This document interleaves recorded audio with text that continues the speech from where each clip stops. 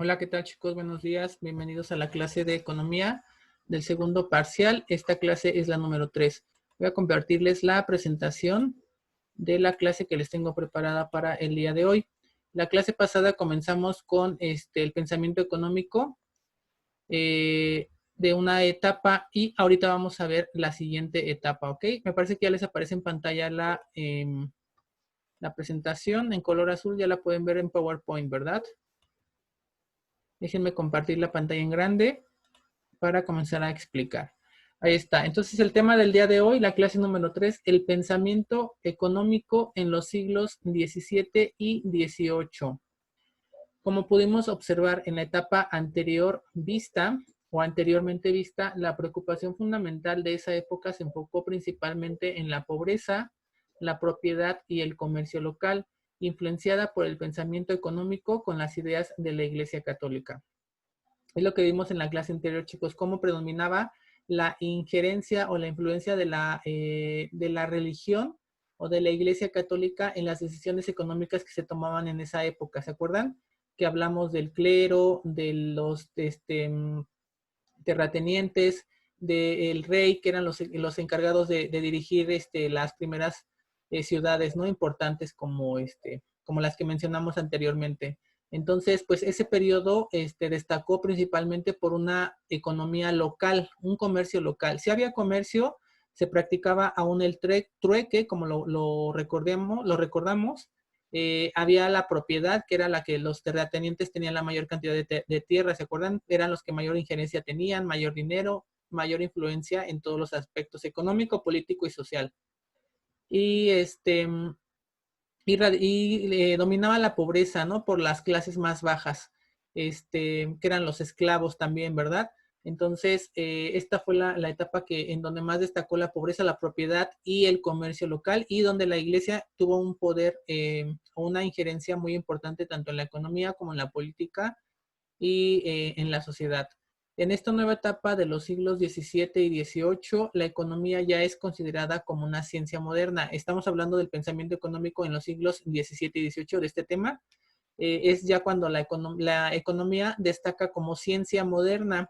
Entonces, antes la economía estaba vinculada con la filosofía y la política, estaban estrechamente vinculadas, pero con el paso del tiempo, ya en estos siglos, en el XVII y en el XVIII, es cuando ya se considera a la economía como una ciencia moderna, ¿no? Independientemente o independiente y desvinculada de la filosofía de la política, que era la que la tenían atrapada ahí, ¿no? Esto gracias a la publicación, a una obra importante que se publicó con Adam Smith. El nombre de esta publicación, de esta investigación, fue La riqueza de las naciones. Con esta publicación, la economía se independiza de las otras ciencias y es Adam Smith, este filósofo economista de Escocia, fue quien influenció mucho el pensamiento económico de esta época de los siglos XVII y XVIII. Entonces, él es considerado también como el iniciador de la teoría económica clásica. Entonces, esta va a ser una pregunta de examen para que la tomen en cuenta. ¿Quién fue Adam Smith? ¿Cuál fue su publicación o su obra más importante? Y cómo se consideró, ¿no? Como el iniciador de la teoría clásica económica. Entonces, para que la apunten en su cuaderno o la subrayen o como ustedes quieran, hacer sus anotaciones en su cuaderno, porque son preguntas de examen y aparte es importante que ustedes sepan quién fue Adam Smith, cuáles fueron sus aportaciones hacia la economía de esa época de los siglos XVII y XVIII.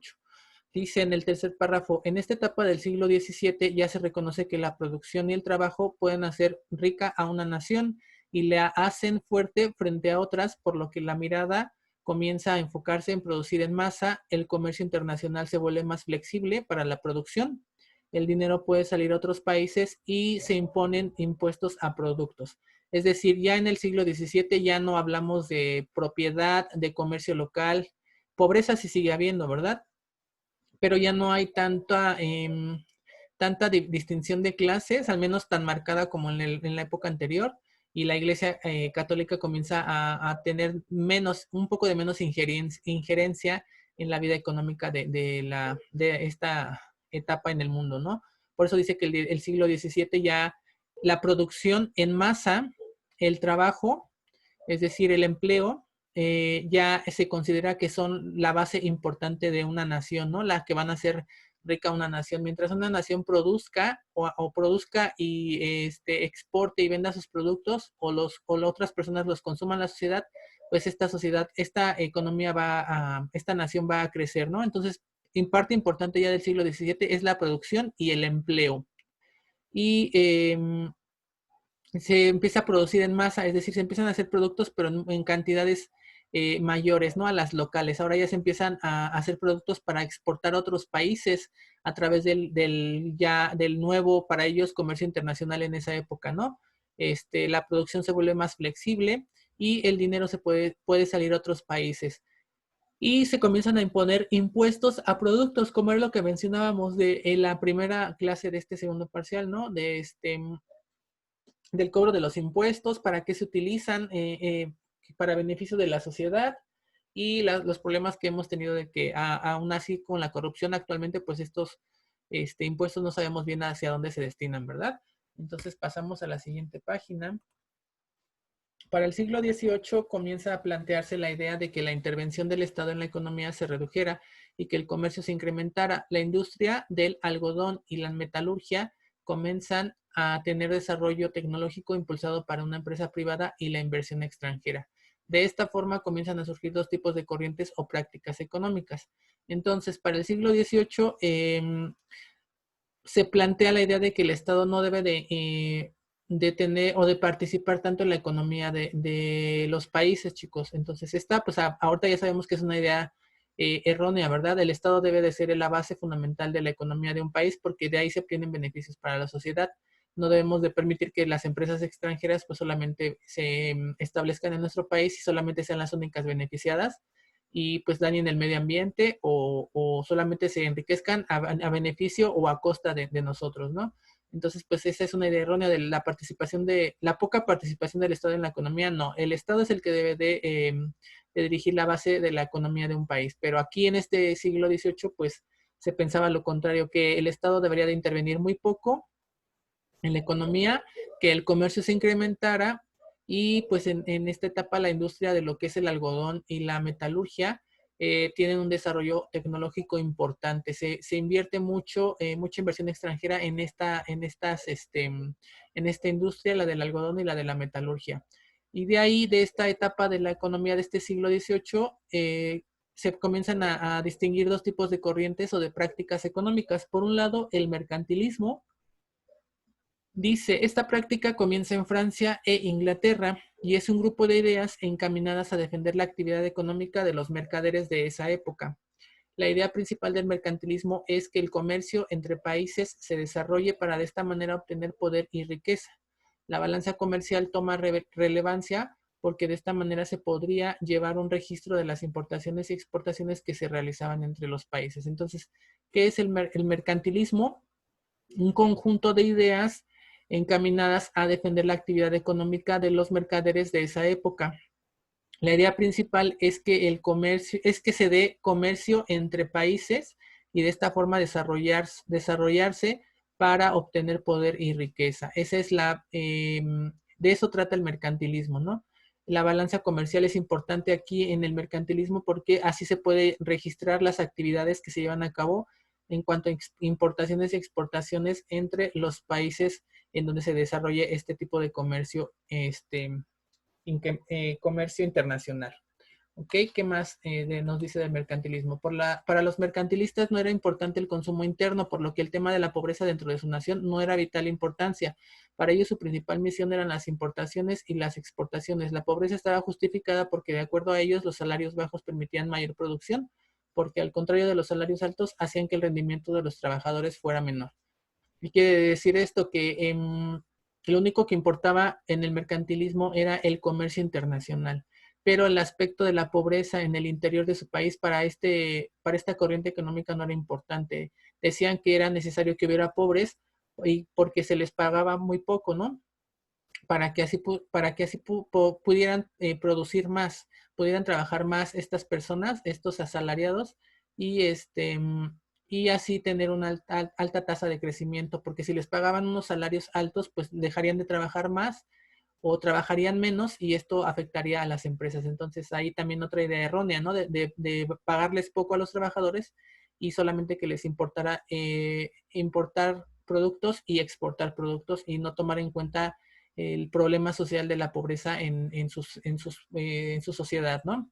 Un factor de mucha relevancia para los mercantilistas era la intervención del Estado en la economía, pues de esta manera se podría regular el comercio y estimular su producción, aumentar lo mayor posible las exportaciones, pero reducir las importaciones a través de una política de producción por medio de impuestos, cuotas y subsidios.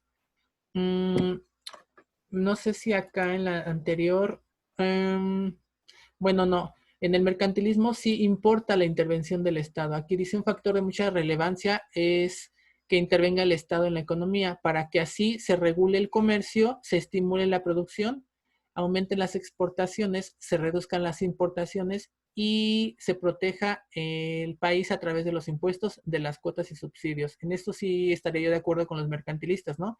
La participación del Estado es básica en la economía, incluso actualmente, ¿no? Porque es lo que yo les decía, es el Estado el que va a regular el comercio a través de las leyes, ¿no? A las empresas, es a través del Estado en el que es posible exportar nuestros productos, los productos que se crean en México, por ejemplo, ¿no? Y venderlos a otros países y tratar de comprar lo menos posible de otros países para que nosotros subsistamos con nuestros propios productos. Esa es una buena idea de los mercantilistas, ¿no? Que tomen en cuenta la participación del Estado en la economía y que se cobren impuestos, cuotas y subsidios para que a través de estos impuestos, cuotas y subsidios se beneficie a la sociedad. Como les decía, ¿para qué sirven los impuestos? Pues para que haya mejores alumbramiento público, mejores calles, este, no sé, que toda la sociedad, las condiciones de vida en la sociedad estén adecuadas, ¿no? Dentro de la producción, su principal objetivo fueron los metales preciosos, pues estos generaban mayor riqueza que el resto de los productos y servicios y su excusa para defender esta postura era que estos favorecían en mayor medida la balanza comercial. Pues obviamente los metales preciosos, como supongo que los diamantes, el oro y la plata, para ellos fueron una producción importante porque pues se vendían a muy buen precio, ¿no? Entonces dejaban de lado otra producción como puede ser, por ejemplo, la lana o el algodón, ¿no? Que anteriormente eran importantes, ¿no? Y la metalurgia. Pero aquí, pues en este caso, la metalurgia sí siguió predominando, pero sobre todo, pues por los metales preciosos, como les decía, el oro, la plata, y los diamantes, supongo, ¿no? Vamos a continuar. El dinero jugó un papel importante en esta época e influyó mucho en las ideas de los pensadores. Así, por ejemplo, Juan Bodino o Jean Bodin hablaba de la relación entre el dinero y los precios. John Locke mencionaba que la cantidad de dinero y la rapidez con la que éste circulaba influían en el nivel de la economía de la nación. Thomas More habla sobre la balanza comercial y dice que esta puede ser favorable o desfavorable según la movilización de las mercancías entre las naciones. Thomas Hobbes, político y filósofo inglés, es quien escribió en su famosa obra El Leviatán, menciona que el Estado debe abstenerse de las cuestiones económicas de la nación para él los factores de producción son la tierra y el trabajo. Entonces aquí son diferentes opiniones de pensadores de esa época como Juan Bodino o Jean Bodin, Thomas More, Thomas Hobbes. Aquí es importante que tomen en cuenta este autor de Thomas Hobbes, político y filósofo inglés, porque él también así como para el otro, el de las riquezas de las naciones, Adam Smith, para él su obra influyó mucho en la economía. También para Thomas Hobbes también puso o, este, o destacó también por su obra famosa El Leviatán. Entonces también esta va a ser pregunta de examen. ¿Quién escribió El Leviatán? Debemos de saber que fue Thomas Hobbes. También vamos a preguntar quién fue Thomas Hobbes. Puede ser que esa pregunta también sea de examen. Entonces debe decir político y filósofo inglés, ¿ok? ¿Quién escribió El Leviatán y por qué destaca su importante obra? Porque dice que en esta obra menciona que el Estado debe abstenerse. Igual él está en contra de que el Estado participe en la economía. Dice que no debe de tomar tanta injerencia en la economía de la nación. Y para él los factores importantes de la economía son la producción, la tierra y el trabajo. Entonces, pregunta de examen también, chicos, para que lo tomen en cuenta, ¿ok? Vamos con la siguiente página. Los fisiócratas. Ya vimos a los mercantilistas, ahora vamos con los fisiócratas. Con la aparición de los fisiócratas se da inicio a la etapa de la economía científica. Esta corriente menciona que la riqueza se obtiene por medio de la explotación de la tierra. Dupont de Nemours utiliza por primera vez el término debido a que hace uso del método científico para analizar los problemas económicos. Sin embargo, el que es considerado el líder de los fisiócratas es Francisco Quesnay, un médico francés que mencionaba que en la sociedad la riqueza circula por todas las capas sociales, haciendo semejanza a la sangre en el cuerpo. Su obra más importante o sus obras más importantes son Agricultores y Cereales y la Tabla Económica, publicada en 1758. Entonces, ya dejando de lado a los mercantilistas, las ideas, lo que plantean y cuál es lo importante en la economía para ellos, ahora los fisiócratas. Y con los fisiócratas, entonces comienza una economía científica, ¿ok? Ya es más estudiada, más vinculada a esta parte científica.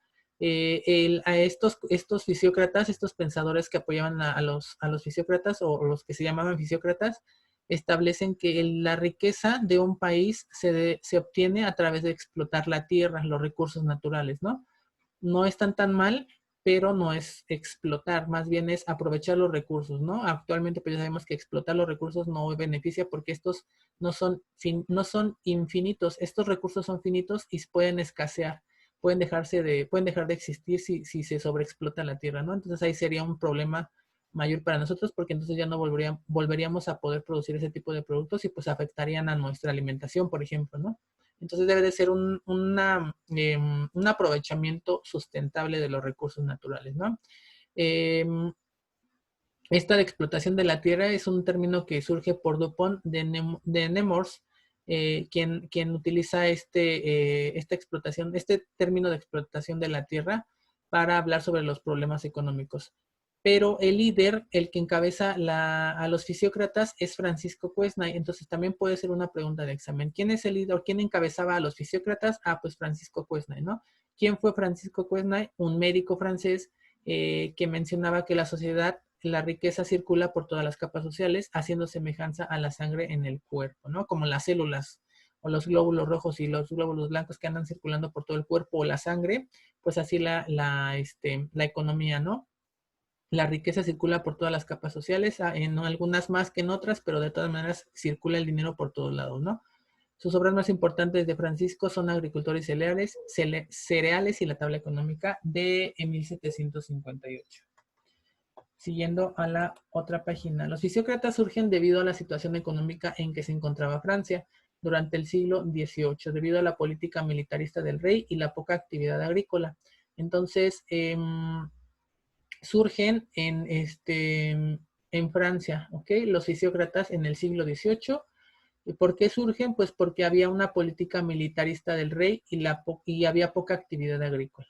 La relación entre la naturaleza y el hombre era parte fundamental de esta corriente de pensamiento, de ahí que la agricultura fuera su principal fuente económica y la que garantizaría la riqueza de una nación, haciendo de esta una actividad eficiente y lucrativa.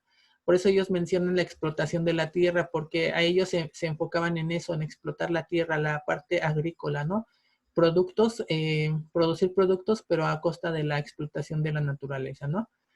Para ellos era importante eso y de ahí su principal fuente su principal fuente económica o actividad económica fue la agricultura, porque pues era algo eficiente y que dejaba mucho dinero, ¿no?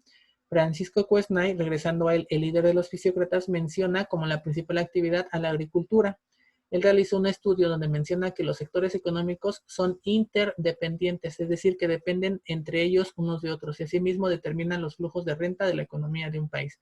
Por eso en su famosa tabla económica él establece lo siguiente, en su investigación que vimos de 1758, si no me equivoco, 1758, su obra Tabla Económica, que es importante también, aportó ideas importantes en esa época de la economía y que establece lo siguiente. Se componen de las siguientes etapas la tabla económica. La obtención del producto de la agricultura, verduras, granos, frutas, etcétera. Para ellos, para los fisiócratas, otra vez les recuerdo, es importante o su actividad económica más importante es la agricultura porque es eficiente y bien remunerada en esa época, ¿ok? Entonces, ¿qué se explotaban o qué se explotaba en la tierra? Verduras, granos, frutas y entre otras cosas. Punto 2. El agricultor retiene parte del producto para cubrir sus necesidades. Es decir, una parte de las ganancias se las queda el agricultor porque de esta manera va a poder subsistir, ¿no? Va a poder vivir, llevar una vida económica pues eficiente. Número 3. el excedente que se vende a la clase propietaria y a los artesanos sirvientes, los comerciantes industriales, las profesiones libres. Es decir, el excedente es lo que se produce de más de esto que estamos hablando de verduras, granos y frutas, y es vendido a la clase propietaria, ¿no? A los artesanos, después a los sirvientes también, a los comerciantes, a los industriales y a las profesiones liberales.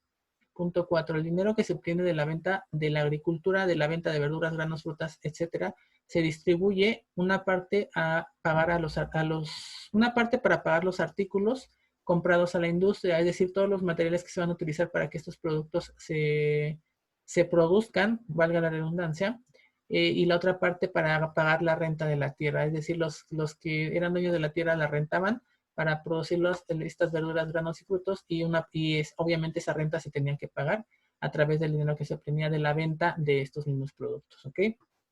Número 5. El dinero recibido por los propietarios se utiliza para comprar bienes de consumo que se compraron a la clase productora como a la clase industrial.